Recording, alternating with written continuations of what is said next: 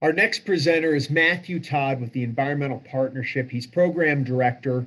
The partnership is an industry led initiative of the American Petroleum Institute, and it's comprised of U.S. oil and natural gas industry producers that are committed to continuously improving the industry and environmental performance of their companies. Great to have Matthew with us today. And if you need additional information, certainly visit their website. Well, thank you, Dan, for the introduction, and very much appreciate the opportunity to join Intercom at the Oil and Gas Conference again. Talk a little bit about the Environmental Partnership and what we've been up to recently and our plans going forward. As you mentioned, the Environmental Partnership is an industry-led voluntary program for oil and natural gas companies that are operating in the United States. And all of the participating companies have also committed to the mission of the program, and that's to continuously improve the industry's environmental performance by doing three things: taking action, learning about best practices and technologies, and also fostering collaboration in order to responsibly develop our nation's oil and natural gas resources. So just to add a little bit more background on these three key program principles. For taking action, all of the companies that are participating in the Environmental Partnership have agreed to implement environmental performance programs that we believe are cost effective, they're commercially proven, and they also achieve significant emission reductions. On the learning principle, we're also using the Environmental Partnership to really foster that industry, operator to operator dialogue and information sharing about best practices and new technologies.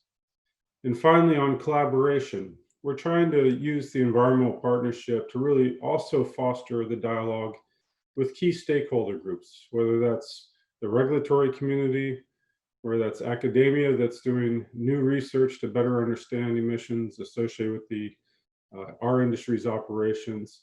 And also, there's significant investments now to develop new technologies to further reduce emissions as well. So really trying to use the Environmental Partnership to also foster that collaboration with these key stakeholder groups. The Environmental Partnership actually launched at the tail end of 2017. Since the launch of the program, we've really been focused on trying to grow the coalition through continued recruitment of new companies to join. The program is administered by the American Petroleum Institute, but you don't have to be a member of API to participate in the program. We're thrilled with the growth of the coalition, and I think it's really a demonstration of the strong commitment of industry to continue to improve their operations and continue to drive these emission reductions over time. We launched the program the very first part of 2018. And in the two and a half years or so since we've launched, we've now more than tripled in size. We now have 83 companies that are participating in this coalition, including 36 of the top 40 gas producers in the United States. This is a list of all of the participating companies in the Environmental Partnership right now. Obviously, I won't step through this list. I think what's important here is that you have really a very broad and diverse coalition of companies that are operating in the United States, from super majors, international companies, some of the largest in the world, to also some of the smallest operators in the United States that have recognized from the very start the value of participating in a program like the Environmental Partnership and committing to good environmental performance right from the very beginning. So among these 83 companies, we essentially have all of the oil and gas basins, covered in the United States, and these companies are implementing this program across every major basin and across the U.S. To build out a little more and provide a little more information on the taking action component of the program. So the initial focus of the Environmental Partnership since its launch has really been the further reduction of air emissions. And when we talk about reducing air emissions, we're talking about reducing both methane as a greenhouse gas and volatile organic compounds, or VOCs, from our operations. From the very start of the program, we've relied heavily on EPA's greenhouse gas reporting program data, really to look at the emission sources that have historically been high sources of emissions in our operations. So at the very start of the program, we really focused on equipment leaks, high bleed pneumatic controllers, and gas well liquid unloading events. But I'm happy to report this year, actually, we've expanded the program. So not only are production companies operating, and implementing this program, but we've now expanded this program to cover midstream operations and midstream sources as well. So you'll see there, we've added 2 new environmental performance programs that midstream companies that are joining the program now can implement to address emissions from both compressors and pipeline blowdowns as well. So what are companies doing to address these emission sources? The participating companies implement one or all of the environmental performance programs to the extent they're able to. So they're going out, they're detecting and repairing leaking equipment using optical gas imaging cameras, portable analyzers, or some equivalent technologies to address equipment leaks. For high bleed pneumatic controllers, they're replacing or retrofitting these controllers with either lower emitting units or zero bleed controllers. They're also implementing a best practice to address emissions associated with gas well liquid unloading events. By monitoring these events, they can minimize the duration of the event and thereby minimize emissions. And as I mentioned, as the program has grown and this coalition has grown, interest in the program and implementing a new program for midstream operations has also grown. So midstream operators have developed 2 new environmental performance programs to implement to reduce emissions from both compressors and pipeline blowdowns. So there are a number of reduction opportunities to address emissions from both reciprocating and centrifugal compressors as part of the program, and a number of different practices that have been identified to reduce emissions associated with pipeline blowdowns. These new programs are being implemented in 2020, and we look forward to their actions and that reporting that will come in spring of 2021. In addition to the commitment to the mission of the program and implementing these environmental performance programs that we've outlined, all of the participating companies also agree to annual reporting. And that allows us to really track progress, to be able to demonstrate improved performance from year to year. So the annual reporting comes in the spring of each year. That data is then aggregated and released in our annual report. So our 2020 annual report was just released on July 15th. I certainly encourage people to go to the website, environmentalpartnership.org, and check out our 2020 annual report. And the program really is purposely designed from year to year to be able to advance and change and evolve over time through this annual reporting as well. So any future changes will really be informed by past performance in the previous report. So what have companies done with the 3 environmental performance programs in 2019? So that includes the leak detection repair program, the pneumatic controller program, and the gas well liquid unloading program. So in 2019, for our leak detection repair program, the companies conducted more than 184,000 leak surveys at more than 87,000 sites. Each of the companies also are estimating the number of components that have been inspected. These are fugitive emission components like valves and flanges, where it could potentially have a leak. And each of the companies estimate these components and then report into us. In all, more than 116 million component inspections were performed in 2019. And with all of that effort, what we found was very good performance among the participating companies. Out of all of those components, less than 1 leak in 1,000 components was found, or 0.08% leak occurrence rate.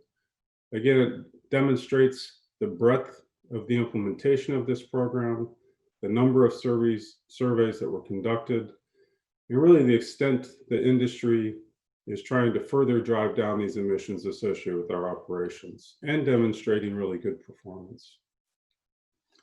For the controller and gas well liquid unloading programs, so companies are essentially phasing out their high bleed pneumatic controllers. And what we found on the right is 43 of the participating companies no longer have high bleed pneumatic controllers in their operations.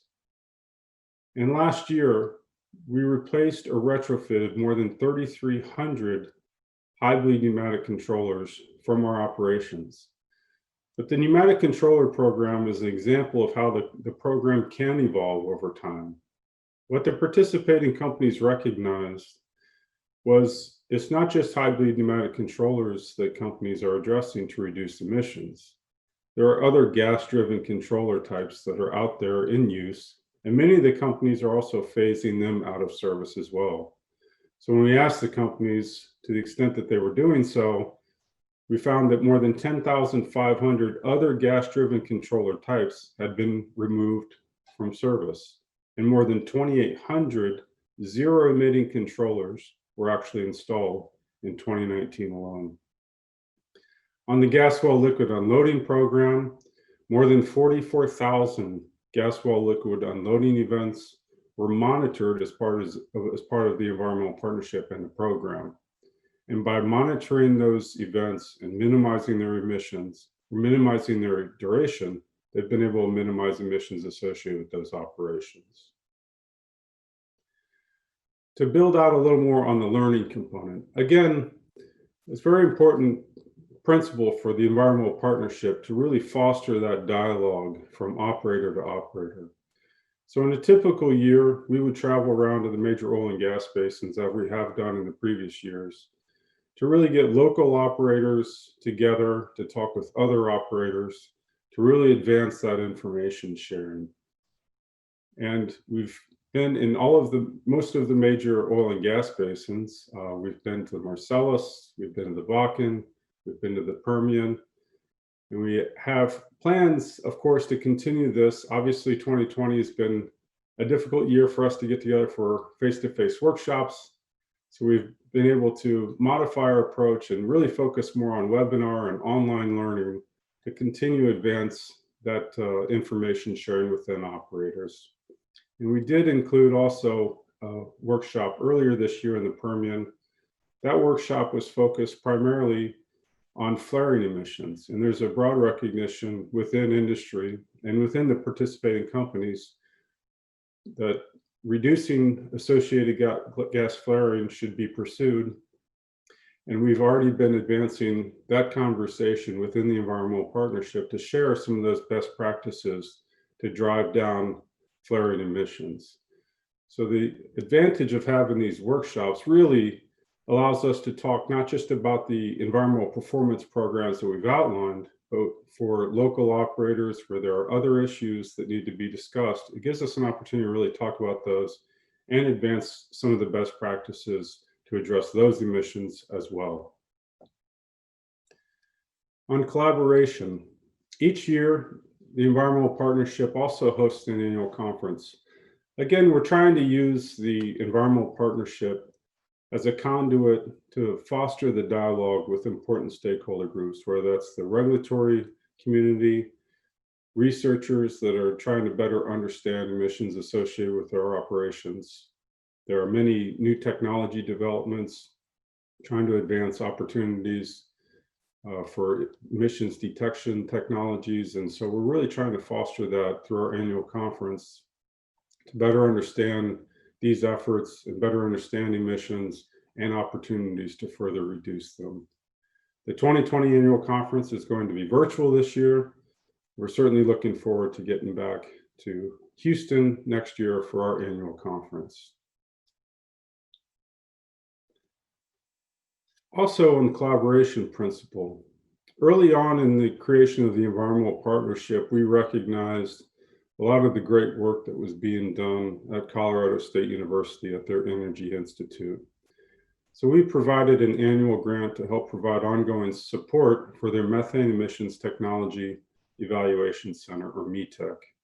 So METEC is a testing site. It's a mock oil and gas well site where researchers have been testing a lot of the new low-cost methane sensing technologies. We've also provided some additional funding to help CSU secure a Department of Energy grant for a 3-year study. So CSU and METEC, they're going to be able to take a lot of these new technologies and actually test them in the field. And so we're excited about that project. We're looking forward to working with CSU and help provide access to sites that we could better understand these new technologies and advance their development through the environmental partnership. I will close now with just a reminder that our 2020 annual report was released on July 15th, and it's available for download on our website. Please visit theenvironmentalpartnership.org to learn more. Again, I want to take this time to thank Intercom for the opportunity to present and provide you an update on the efforts of the Environmental Partnership. Absolutely welcome any additional questions about the program or what we're doing, so please reach out. My email is there, todd.m@theenvironmentalpartnership.org, and look forward to hearing any questions about the program. And again, I want to thank Intercom for the opportunity to present to you today. So thank you very much.